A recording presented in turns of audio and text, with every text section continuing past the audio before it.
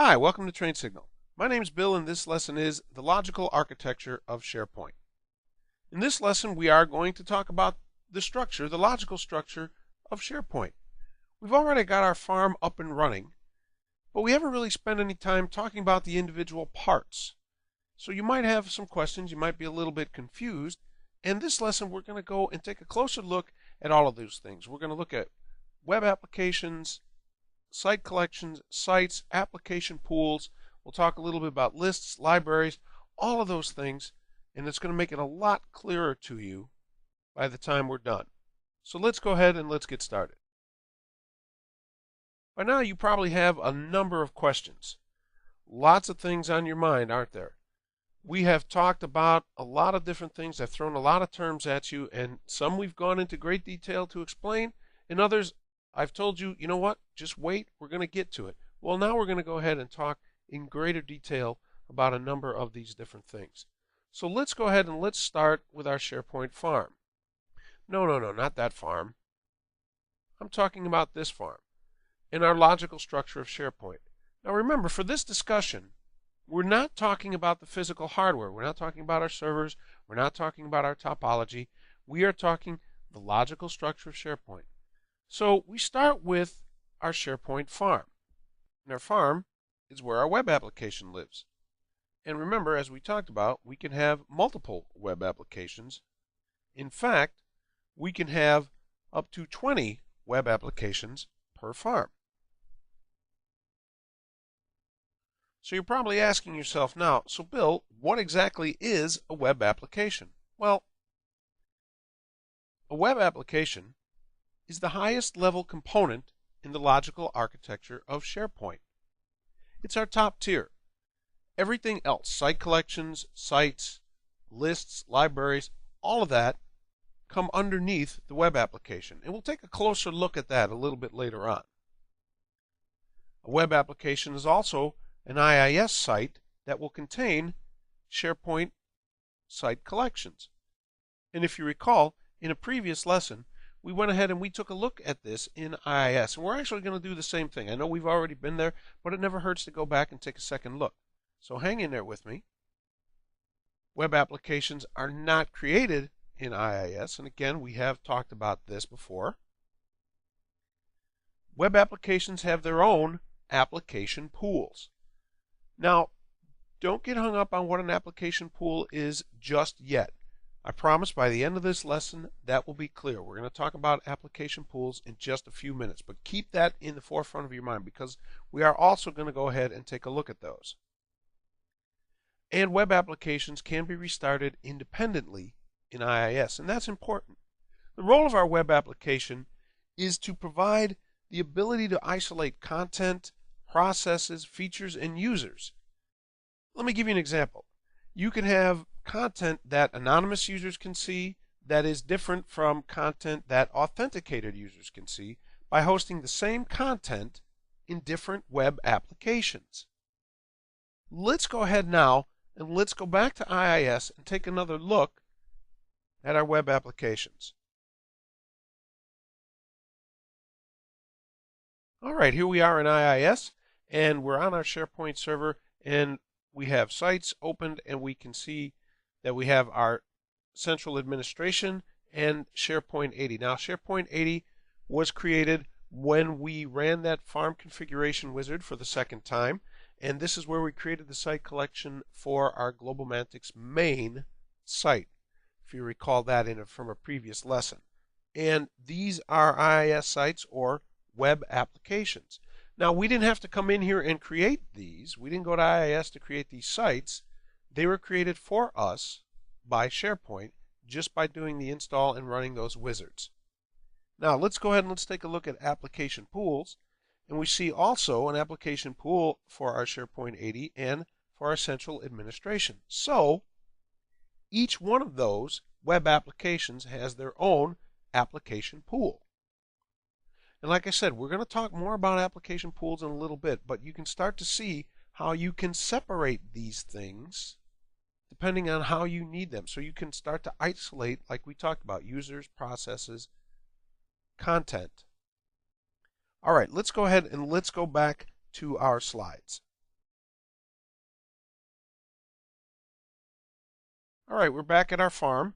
We have our web applications, and our web applications contain our site collections.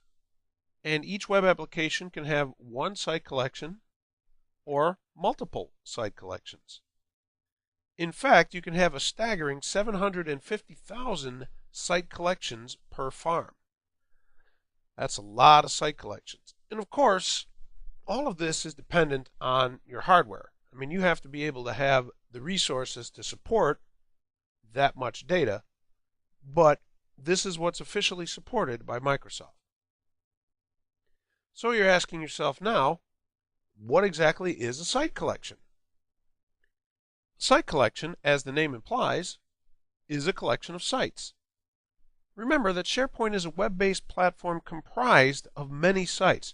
And whether you're using SharePoint simply for your organizational intranet, or you're using it for your forward-facing website for all the world to see, or maybe both, SharePoint site collections can help you organize those sites into logical groups. All right, so we're back on our farm.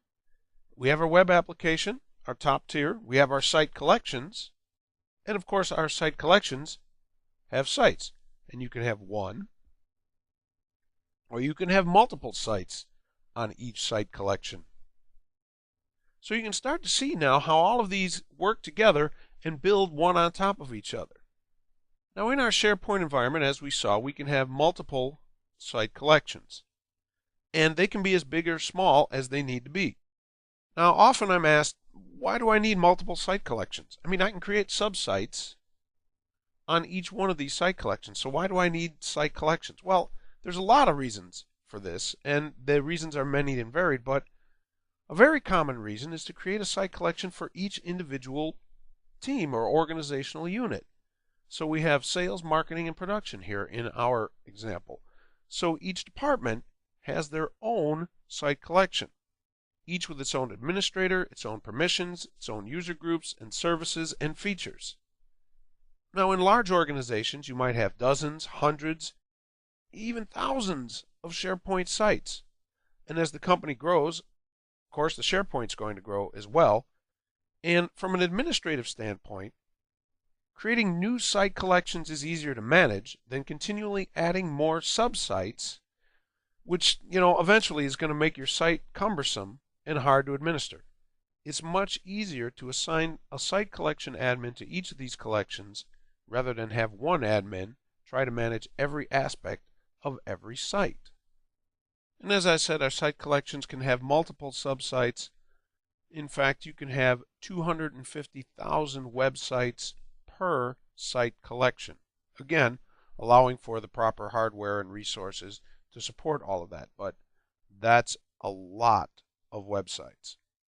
All right, let's go ahead now and let's take another look at our farm. We have our web application, our site collection, our sites, and now we can also add in our application pools.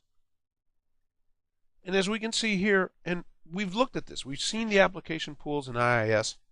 Now you can have multiple web applications assigned to an application pool, or you can simply have one application pool for each web application. In fact, you can have 10 application pools per web server. Now, here's the big question, right? So what exactly is an application pool?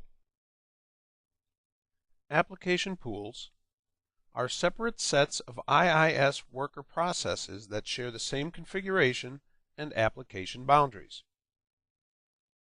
They're used to isolate web applications for better security, reliability, availability, and performance. Each can run without impacting one another. And web applications can also share application pools. Let's imagine that we have a web application that's hosting our forward-facing internet site. Now obviously this has different security concerns, different sets of users and permissions, and you want it to have good performance. You don't want what's going on that to impact the rest of your web applications, which perhaps it's your local enterprise intranet, whatever it is. You can use an application pool to isolate that web application.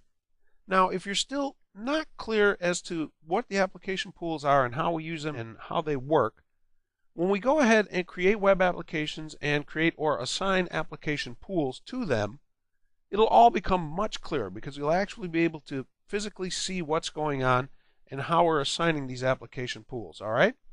So hang in there with me. That's coming up in a future lesson. But let's go ahead and let's continue on talking about our logical structure. Back to our farm, and once more we see web applications, site collections, sites, and application pools. And now we're going to add content databases. And each web application can have one or multiple content databases, and your site collections, and consequently all of the sites and libraries and lists that are part of those site collections, all of that content will be hosted on those content databases. And we can have up to 500 content databases per farm. And so the next logical question, of course, is what is a content database? Well, content database, and it should be pretty obvious, it's our SQL Server databases, and they host all of our content. And like we said, we can associate one or more content databases with a web application. So all of our content, all of our SharePoint pictures, libraries, items, lists, everything lives in those content databases. So again, you can really see the value now of that web application. It really is the top level of all that SharePoint is. Now let's go ahead and zoom in a little bit closer on site collections and see everything that they provide. All right, so we start at the top, of course, with our web application, and then we have our site collection, or as we've seen, multiple site collections. And each site collection has a top-level site. You have to have this. Every site collection has to have that one top-level site. You can't have a site collection without a site, and the reverse is true as well. You can't have a site that isn't part of a site collection. Now, those top-level sites can have multiple sites below them, as we've seen. And you don't have to have a site below that top-level site. That's up to you. It depends on what you need. But those sites, whether it's top-level site, your sub-sites, can have lists and libraries, lists of items, things like a task list, or a library full of documents or photos or presentations, whatever it is. And those lists and libraries can also be organized using folders. And all of this is going to become apparent, be much more clear as we go through the rest of the course and we start working with all of these individual things. We actually start creating web applications, we start creating site collections, we create sites. We'll even take a look at creating lists and libraries and start working with those things. So for now, that's all for this lesson. Thanks for listening, and we'll see you next time.